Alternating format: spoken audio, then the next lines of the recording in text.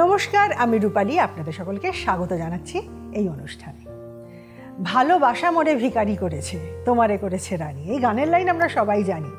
ভালোবাসা যখন এই মনের সাথে যুক্ত থাকে সেটা তো তাতে কেউ রাজা হয়, কেউ ফকির হয়, সে তো অন্য বিষয়। কিন্তু ভালোবাসা মানে খুব সুন্দর একটা বাড়ি, সেটাও কিন্তু ওই অন্ন বস্ত্র বাসস্থানের মধ্যে একটা খুব ইম্পর্টেন্ট জায়গা কিন্তু বাসস্থান। আমরা চলিত কথায় বলি একটা মাথা গোজার ঠাঁই। এই ঠাঁইটা কখনো মানুষের, যদি সেটা আস্তানাই হোক আর রাজপ্রাসাদই হোক, প্রত্যেকে নিজের সাধ্য এবং সামর্থ্য অনুযায়ী চেষ্টা করে সেটাকে যেন একটা শান্তির আশ্রয় হয়। মানে বাড়ি যেন কখনোই 5 স্টার হোটেলের মতন না হয়, বাড়ি ফিরে যেন একটা peace of mind, feel like home, এই ফিলিংটা হয়।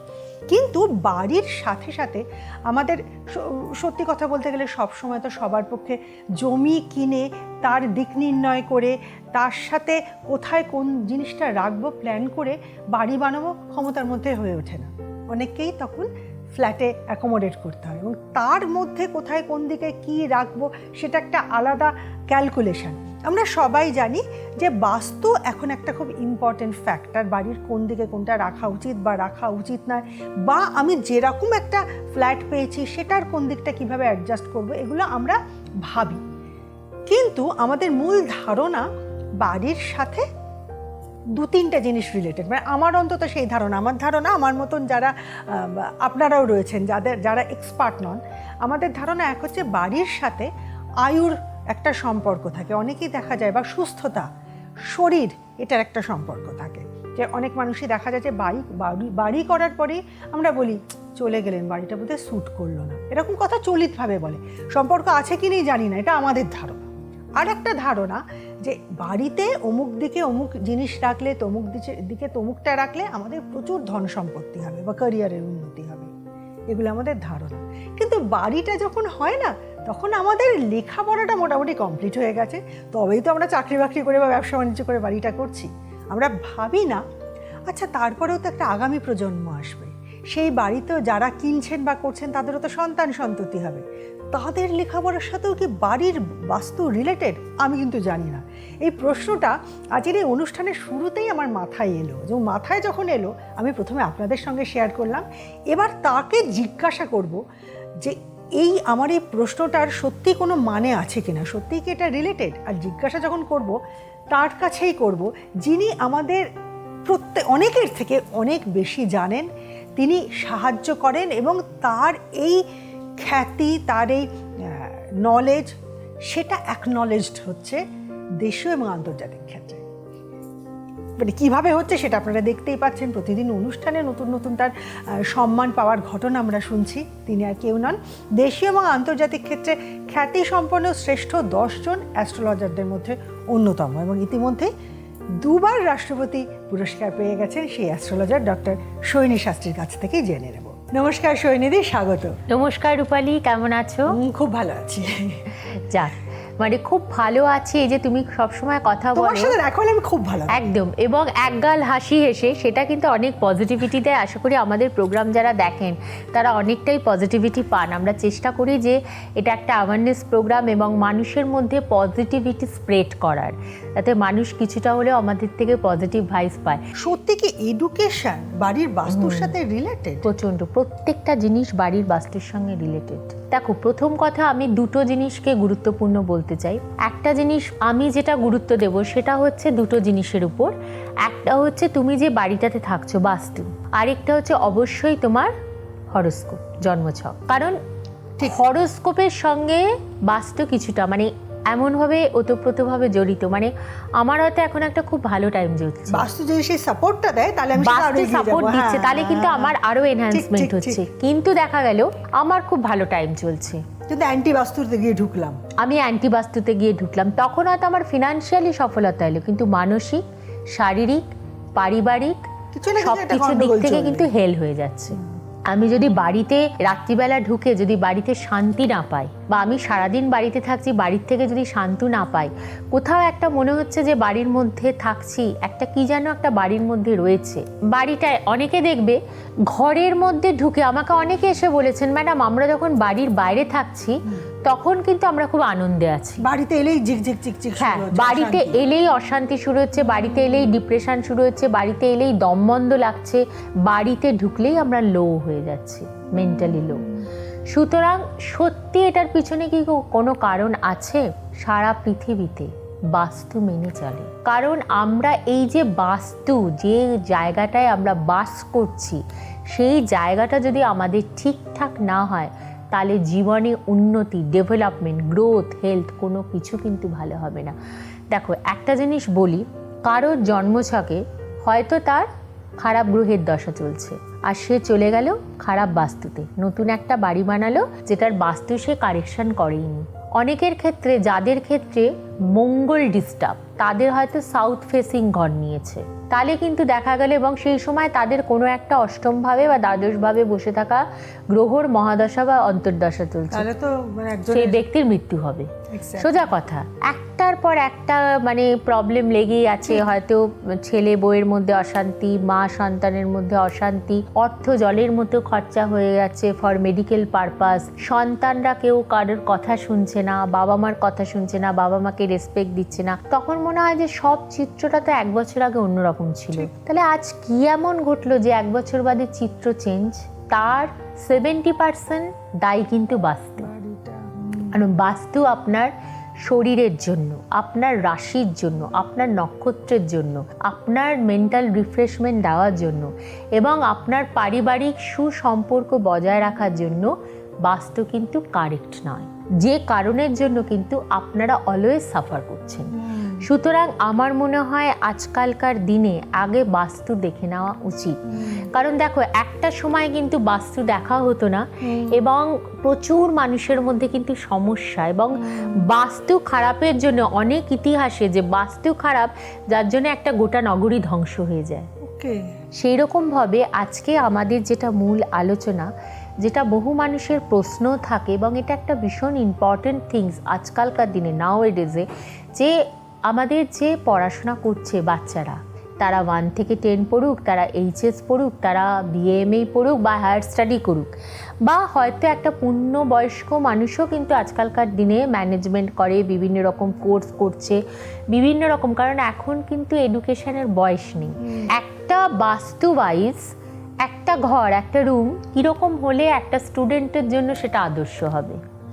আজকের পর্ব কিন্তু সেটাই, এবং আপনারা মন দিয়ে শুনে রাখুন, এটা নিয়ে আমরা কখনো আলোচনা করিনি। বাস্তু অনুযায়ী প্রথম কথা বলবো, যারা স্টুডেন্ট তাদের জন্য ঘরটা কীরকম হওয়া উচিত। অবশ্যই নর্থ ইস্ট ফেসিং। আচ্ছা, নর্থ ইস্ট ফেসিং কেন? কারণ নর্থ ইস্ট হচ্ছে সবসময় দেবতার বাস, স্বয়ং ভগবান শিবের বাস, এবং পূর্ব দিকে কিন্তু সূর্য ওঠে। সুতরাং সূর্যের যে লাইট, যে তাজা একটা রোদের যে আলো, সেটা প্রত্যেকটা স্টুডেন্টের জন্য কিন্তু দরকার। ঘরের মধ্যে, যে ঘরটায় আমি আছি, যখনই ঘরের মধ্যে প্রপার হাওয়া প্রবেশ করছে না, ভেন্টিলেশন নেই, তখন কিন্তু বাস্তুদোষ। হাওয়া ঢুকছে না, বাস্তুদোষ। বাড়ির মধ্যে দেখা গেল কোনো একটা পিলার রয়েছে, সেটা কিন্তু বাস্তুদোষ। মাঝখানে পিলার, সেটা কিন্তু বাস্তুদোষ। কোনো একটা বিম রয়েছে ঘরের মধ্যে, সেটা কিন্তু বাস্তুদোষ। ঘরের রং সব সময় স্টুডেন্টদের জন্য হওয়া উচিত একদম লাইট কালার, হালকা cream colour, light yellow colour, white colour. White colour কিন্তু চন্দ্র এবং শুক্রকে প্রতিনিধিত্ব করছে, রিপ্রেজেন্ট করছে। সুতরাং মনের মধ্যে কিন্তু শক্তি, চন্দ্র কিন্তু মনটাকে স্ট্রেংথ দিচ্ছে, চন্দ্র মনের কারগ্রহ, এবং শুক্র কিন্তু মেধাবী দিচ্ছে। দেখবে যাদের প্রচণ্ড ভালো শুক্র, তারা কিন্তু প্রচণ্ড ভালো মেধাবী। বুধের সঙ্গে শুক্রও দরকার, এবং তারা কিন্তু খুব ভালো রিসার্চার, তারা দুর্দান্ত রিসার্চার, এবং বেশিরভাগ ক্ষেত্রে তারা কিন্তু প্রফেসর। আরেকটা জগৎ শুক্রের আছে, যেটা হচ্ছে গ্ল্যামার ওয়ার্ল্ড।